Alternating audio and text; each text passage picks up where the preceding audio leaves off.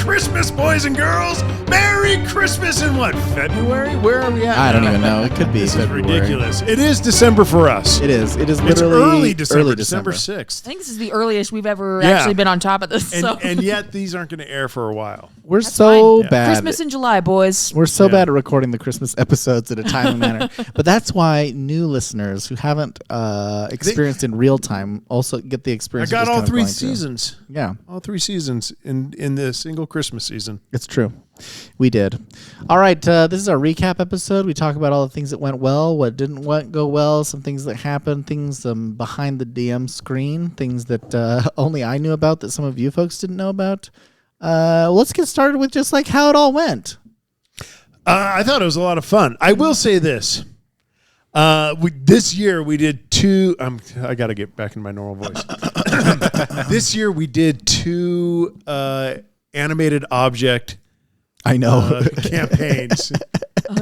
Whoops. And I think I prefer having limbs. Yeah. That's all I'm going to say. Yeah, being an animated object kind of sucks. Yeah. That was not. I know. I don't know what to tell you. Sorry. Yeah. When we were doing the character creation and that was the thing, I was like, whoops.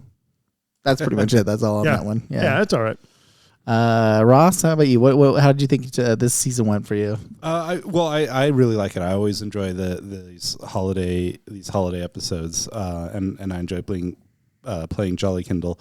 But one of the things that came up, and we talked about this a little bit between episodes, was I really like your Christmas monsters, or the enemies that we fight. Yeah, you know? I love the visuals that come up are just so fun. The candy cane chainsaw with the gun, like everything about Tinsel 9 was just great. Yeah, I really liked the concept of Tinsel 9 in general, just like this idea of an automaton that's like generally helpful and it has tools that he would normally use to build and create.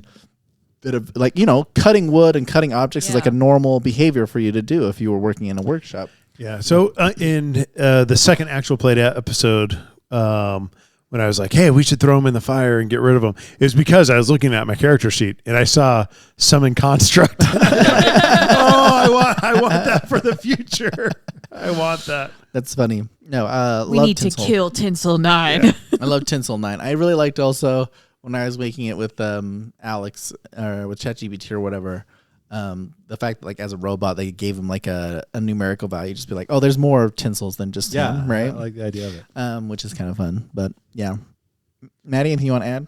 No, I mean I died, so that's about how well it went. I mean, if we're talking about that, but it was really fun. I don't play spellcasters a lot, so it was hard for me, but it was fun too at the same time. I think I've got to just play Sorcerer more and get used to it. I'm glad we kind of pushed that number up for the surges for the podcast, because I think like having it be a 1 failure, we probably wouldn't have gotten one, no. But until I got my death saves, which wasn't even the same thing. No, I didn't. Wait, no, that wasn't when I got one. Yeah, but having a couple like the cranberry gelatinous cube, which is great. And then what was the other thing that happened? Got teleported. Oh yeah, you got behind teleported, the furnace. and then you got some magic ability for a bit that actually never came to fruition because you got blasted. Yeah, we were talking in between the second episode and third episode. We all went out to dinner and we ate and we were talking. Yeah, we're friends in real life. We're friends in real life. Yeah. This isn't just magic for the radio. But I was saying, hey, I've got this portents of a 4. And I'm thinking I'm going to use it on Krampus for a magic surge, which would have been. Oh yeah, that's what it would have been. The Gelt of Good Fortune. So we would have gotten 1d6 chocolate coins, each one giving 1d4 to any roll. Oh, yeah. What would have been cooler? Chocolate coins for everyone, or Saint Shimmerfather pushing that guy away from his wife and guaranteeing it would happen. I thought awesome. It was awesome. That was a good moment. I'm glad. Good trade-offs either way. Yeah. It was good for your character too. Yeah. I mean, I am a big believer that all versions of Santa Claus love that Mrs. Claus more than you could possibly know. And which is good. It's one thing he stands for. Yeah. So what would have been interesting is one of the consequences if you failed, and we made the whole thing, and I thought it was going to be a little more like in my favor than it ended up being, and being like it was kind of like a scale, and it was either you were definitively going bad or you were definitively going good. And once you were going good, it took a really long time to get back into the bad space. You know, we were playing with some mechanics, and ultimately, like, that mechanic just, I don't think worked really well. It worked in your favor because you guys didn't lose. Yeah, I noticed that you tried to have Arcanus try to even push it there at the end, right? Yes. And it wound up being in our favor. Yes, Right, yes, I right. ended up pushing it, and also we were kind of like getting close to the time that we try to do for ending episodes, but I did try to push it even farther.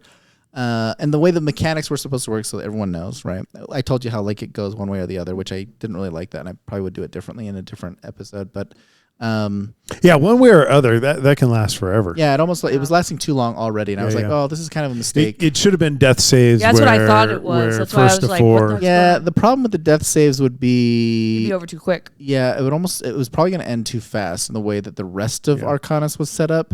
You probably would have lost in like the third round, maybe. So I was trying to make it balanced, and it was just too much. But if you lost, you would had to have chosen between Mrs. Claus and Christmas. Oh, that's an Oh. easy. That's easy. Yeah. So the outcome for this one in the lost scenario would be that if we ended up Easy meaning Mrs. Claus is going to stay by my But, side. you know, it's 2 versus 1 though. yeah. Yeah. In this case, the I negative didn't outcome convert to Mrs. Claus. Yeah. The outcome for this one would have been that you all would have lost your powers and you would have become normal people. Normal halfling. Yeah, and a then, normal star on top of a tree. Yeah, Or just a rock. Oh, we would have just. I would have. Oh, we would Yeah. have become the ornaments. you would become just like normal people. Oh, I was like, oh and man, you so would then you we would, and you would have died? had to have gone back to the North Pole if you needed to like Arcanus would have taken over. And then Arcanus takes over Christmas, replaces Santa Claus with himself, a holiday that he wanted. And although you saved Mrs. Claus, she would be alive, but she would be with Arcanus. That was the negative side. if you Yeah, lost. that would not have ended well for Tyler Crump. I'm over here like, I kind of wish that's what happened. Yeah, I know, right? Right? Like, yeah, man. it's a great setup for the next season when you're just would like have been a good- normies. yeah, Yeah. like, So that's what I was trying to do when I was building it out. I was like, okay, how do we create a consequence that sets it up for the next season? But yeah, that's But we kind were of just too pro gamer. We're just too good. It did Yeah. feel as, throughout the final fight like you really did want us to lose. So I was pushing really hard. yeah, I could I feel could it. tell, yeah. Arcanus actually had a few more abilities. Like he had like 3 legendary actions. I thought I was for real just gonna die, because like I didn't think he had any healing or anything like that. I really would have summoned undead. Oh yeah, that would have been awesome. Yeah. I also had animate dead, so that That would have been so cool. funny. And then Yeah. Krampus is undead for the rest of the Christmas. undead chart. And then Jolly Kindle and Krampus have to get along at that point because they're the same. Right? Yeah. It's true. It's true. That would have been funny. Man, what of all those great things that could have happened and didn't? Instead, we had to Instead, save we had a Mrs. happy Claus. ending. So, and so we saved Christmas, and we saved Christmas too. You doubting Thomases. Yeah, you doubting Thomases. I'll give it another insight too, so we can talk about this. Creating with like the AI problem-solving conflict that's not combat related is I find to be sometimes difficult, right? And it tries to create scenarios, but this is like the 3rd or 4th time I think that we've had, and even in this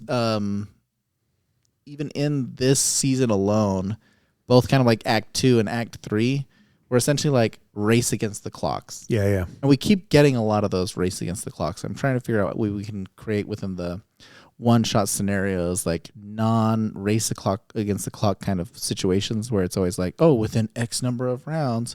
Like we did that with the furnace, essentially the ritual. This one was the same thing with the suddenly sentient. It was also essentially a race against the clock when we had the rug that was in a similar ritual to Mrs. Claus, right? You know, there is something that you mentioned midway through the furnace one, which was, I should be doing these rolls out in front of you guys, and because we didn't know the mechanics behind what was going on, and so anytime the stakes can be shared with players, and if the stakes aren't real, then you put it behind the screen, and it's also okay. It's like, hey, you've got 4 rounds, and then the countdown begins. But, Yeah. but kind of knowing those things as a player, I think is helpful. Yeah. Well, and I'm also thinking, how would you create tension without the race against the clock? I mean, like, there's definitely this thing is overpowered, and you have to come up with a more creative way than just fighting it.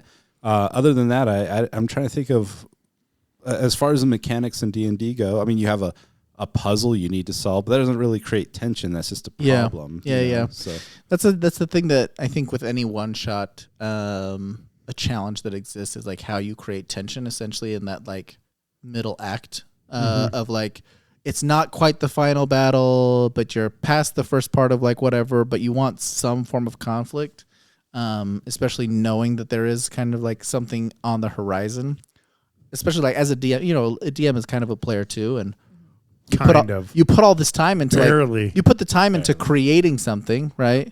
And to some degree, you actually want to like take the players all the way through the experience. So what I tried to do for the Act 2 was, even though it was a race against the clock kind of scenario, that it was a situation in which depending, like that there was going to be an outcome A or B, and that the success or failure of Act 2 just changed what happened in Act 3. okay. So like if you didn't get the furnace and you didn't save it, it would have exploded. It probably would have done some damage to everybody to some degree. But it would have given Arcanus in the next phase an advantage, which essentially would have been like Mrs. Claus would have been farther along in like the ritual piece. We would have already started at a negative, and then I would have given him like a greater ability during that period of fight to like initiate that would have been like, how do you give that information without spoiling, right? It's first of all. Second, it's hard. It was helpful because the whole time during the furnace thing, I was like, in my mind, I was like, one of the solutions we can do is just walk away. That is a solution. I thought we were going to evacuate and just go. Like, is Mrs. Claus in the furnace?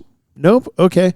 We'll let this explode, and then we'll go to the next room or do whatever. And so, I think knowing that, hey, you've got to, if this explodes, it's going to affect Mrs. Claus. Yeah. And so, but yeah, no, I think that's fair, and I think that's something I probably could have done better. The idea of giving enough information, especially in those situations where you're creating a consequential Act 2 that it has an impact on Act 3, giving insight into like how it potentially is going to affect it. So because you also don't want players that are like, you set up a furnace thing, and the worst thing you could do as a player is be like, I choose not to engage with the story that's been presented in front of me. Yeah. Right. It's kind of like, hey, we're here for the ride. Yes. Yeah. So if we're gonna set up an exploding furnace, it feels like it's more my job as a player to find the motivation to stop the furnace from exploding, not maybe we just go to the next town and see what happens. Or, if I marry somebody else, wouldn't they technically be Mrs. Claus at that point, right? Oh, yeah. You just be like, she's dead. She got kidnapped. I mean, we'll just replace her. So as a player, we've got to engage, and we've got to find ways to engage with what's in front of us. Yeah. Oh, dang, what's this? Maddie, Ross, do you have any thought? Oh, hold on. I don't know what's happening. I think it scared me so bad. Give me a second here. I'm going to close this. Quit. Okay, go ahead. Maddie, Ross, what about you guys? Do you have anything you want to add to just like the whole season? Anything you saw stood out? Oh, I was just thinking about Nickel Sack Nick, but never mind. We can talk about something else. Honestly, that was the highlight for me. I think that Krampus over the next year is going to start dating Nickel Sack Nick. He's going to be back. He's going to be in our lives. Sorry, that was just. I paused for a while because I just got this flash in my brain of Nickel Sack Nick. His favorite band, Nickelsack. Nickelback. I mean, what did I say? Was there anything about the hook, or was that just supposed to be a way for me to grab things?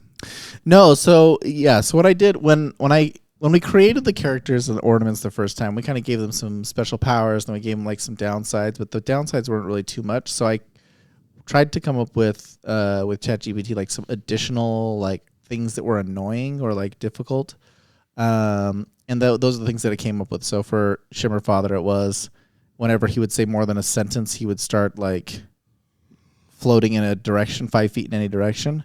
But he hardly ever spoke. which Yeah, no, that Right. doesn't sound like Shimmer Father. I think like in a Why was mine voice activated? in a game where we have like a I feel I know. targeted. For the very record, personal. I did not target you. That was as it came out from ChatGPT. Oh, really? Yes. Because ChatGPT's a fan of the show. Yeah, no, Yeah. I know we were playing D&D one time, and we had a friend of ours DM, and he set up a whole thing where like he could like Yeah. destroy my tongue. Was Oh, like, funny. like he polymorphed my tongue into something or did something so that me as a player couldn't talk anymore, and it felt like that was the whole setup for the entire. Yeah. You just got Yeah, you got shut up, Wesley. Like, I mean, if I'm just saying it's not the first time I've been shut up. Yeah, but if it was a game where we had like the tables and like where we actually had like minis and stuff, I think it would be significantly more impactful that if you talked it would move you. oh, in for different sure, directions. especially in combat when Yeah. things were going on, that would be fun. Yeah, like you talking would be like causing You roll a attacks of D6, opportunities you see because which it moves direction you move, yeah. and yeah. or D8. And then so for you, Ross, that was one of the things was that your hook was supposed to be a thing where you could use it, but as like an arm if you wanted to, but it would be like clumsy and difficult to work with. Yeah. There was this moment, and it wasn't until like just before I hooked with Krampus that I thought, when Tyler explained this, he explicitly had just said that You were the only one Krampus that had one. doesn't have a Yeah, hook, correct. and Jolly Kindle did, and I'm not gonna lie, I kind of thought like I found it. Yeah. This is it. This is gonna be like ornament fusion. Yeah. So I was kind of disappointed when that didn't happen, but you thought you were solving a riddle? yeah, I thought it was gonna be like this is the power of This is it. friendship. I was waiting for this the entire time. now that you've touched your hooks together. No. Yeah. No, I get it. No, and there was a few things but like I do think we did grow closer as friends. we So- did. It's true. No, but some of the downsides that we had, and I think yours, Ross, was like one of the harsher ones where it was like whenever Jolly Kindle becomes excited, nervous, or irritated, he involuntarily spins in place, is what it said, and imposes disadvantage on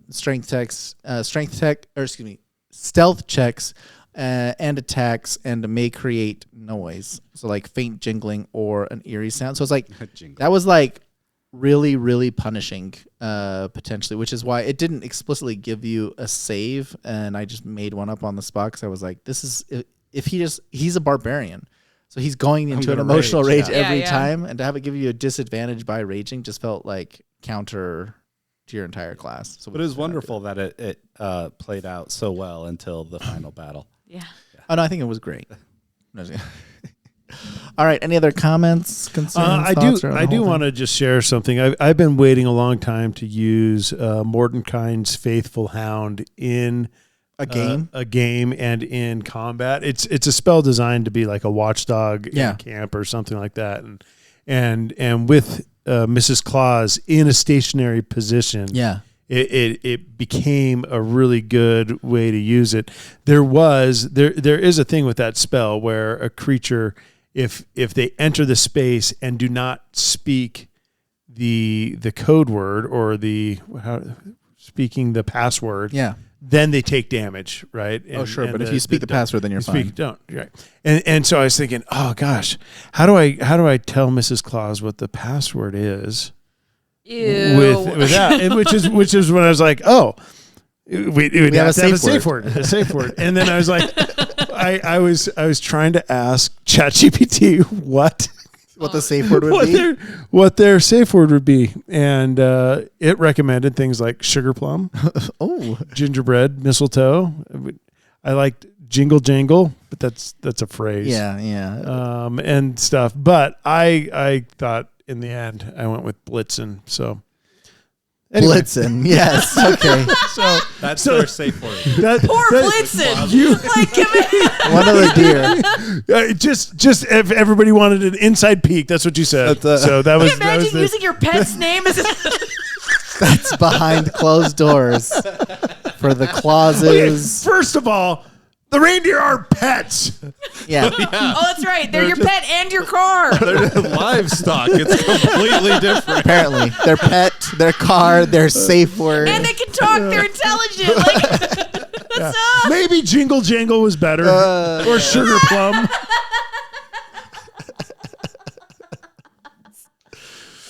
One. So these were here's three other ones ChatGPT gave me. Yeah. It was ho ho hold. I like just ho ho ho. Ho ho hold, and then this one was great too.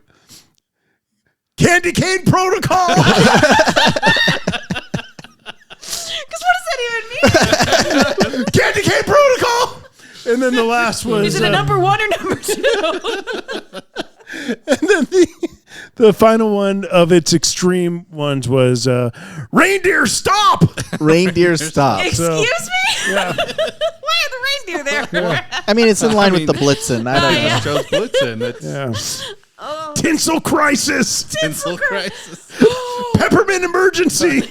Hate when I'm having tinsel Yeah. crises. Yeah, I don't know if ChatGPT has really got a good handle on what safe words are. Yeah, well, I heard that this month it's going to be, so look forward to that. Yes, there it is. Tinsel Yeah. crisis, everyone. Tinsel well, crisis. and if you're a child of Tyler Crump, you can ask Tyler what safe words are, because or sometimes he has to do that based on what we say in the show. Yeah, yeah.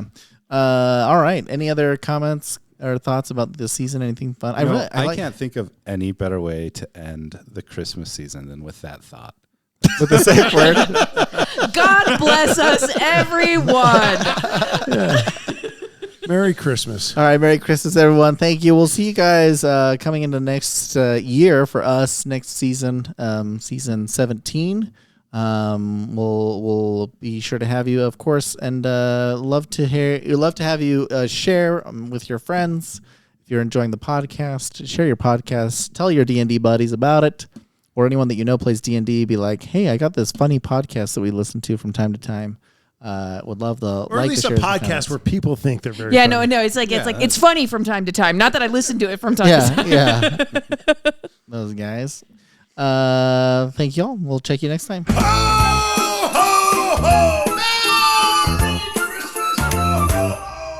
Nickel Sack Nick has a stained red suit, peppermint breath to cover the booze. Plays mall Santa just to earn some loot, but they garnish his check cause child support's due. Nickel Sack Nick takes his break at 4, spotting a bag on the nickel-cade floor. Sacks of nickels left by the door. Nickel Sack snaps, he just can't take no more.